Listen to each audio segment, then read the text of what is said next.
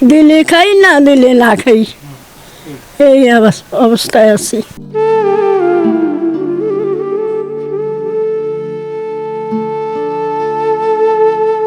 পেট চালাতে গত কয়েক বছর আগে গাইবান্ধা শহর রেল স্টেশনে ঝুপড়ি বস্তিতে বসবাস শুরু করেন কমলা বেওয়া।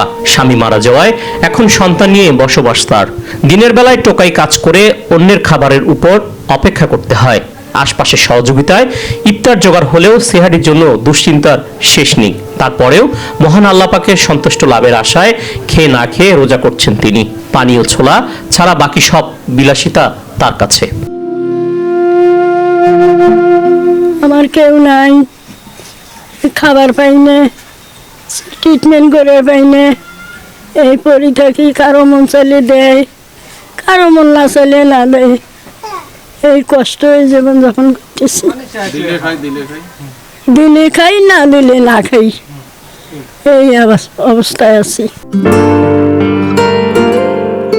চারপাশে সবাই যখন ইফতার নিয়ে ব্যস্ত, তখন এইসব মানুষগুলো অন্যের উপর ভরসায় থাকে। ইফতারে কিছুটা সহযোগিতা মিললেও সেহারির খাবারের জন্য দুশ্চিন্তায় কাটে তাদের রাত। গভীর রাতে স্টেশন এলাকার হোটেলগুলো বন্ধ থাকায় অনেক সময় পানি খেয়ে রোজা রাখতে হয় মানুষগুলোর।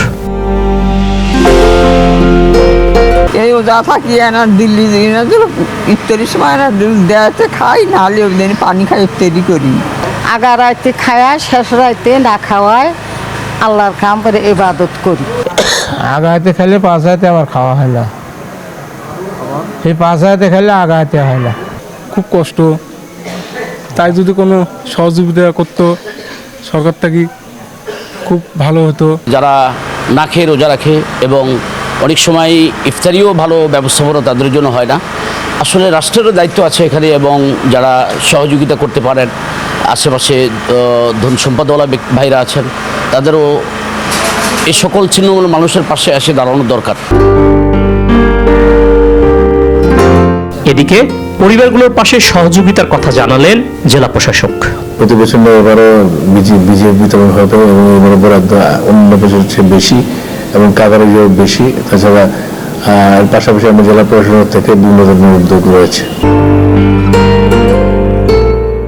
শহর জুড়ে এইসব ছিন্নমূল মানুষগুলোর পরিসংখ্যান নেই কারো কাছে, তবে মানুষগুলোর পাশে বিত্তবানদের সহযোগিতায় এগিয়ে আসার আহ্বান স্থানীয়দের। রমজান আসলেই এইসব মানুষগুলোর কষ্ট বেড়ে যায় কয়েক গুণ। স্টেশন প্ল্যাটফর্মে তাদের থাকার ব্যবস্থা হলেও গভীর রাতে সিহারি আর ইফতারের জন্য অনেকটা কষ্ট হয়ে পড়ে। অনেক সময় তাদের ইফতার আর সিহারি করতে হয় ছোলা আর পানি দিয়ে। স্থানীয়রা বলছে এইসব মানুষগুলোর পাশে বিত্তবানের পাশাপাশি সরকারি সামান্য সহযোগিতা করলে এই সময়টার দুঃখ কষ্ট কিছুটা হলেও লাঘব হবে। কায়সার প্লাবন, SA TV, গাইবান্ধা।